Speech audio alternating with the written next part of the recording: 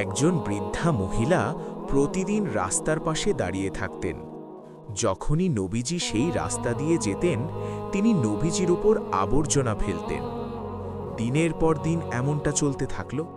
কিন্তু আশ্চর্যের বিষয়, নবীজি কখনো রাগ করেননি, কখনো প্রতিশোধ নেননি, বরং শান্তভাবে চলে যেতেন।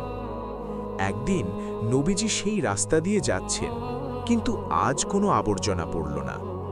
নবীজি অবাক হলেন। তিনি খোঁজ নিতে গেলেন সেই বৃদ্ধার বাড়িতে। জানতে পারলেন বৃদ্ধা অসুস্থ।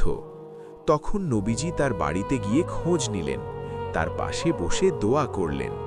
বৃদ্ধা অবাক হয়ে বললেন, আমি তো তোমার উপর প্রতিদিন ময়লা ফেলতাম, তবুও তুমি আমার খোঁজ নিতে এলে। নবীজি বললেন, আমি একজন মুসলিম, অসুস্থের খোঁজ নেওয়া আমার দায়িত্ব।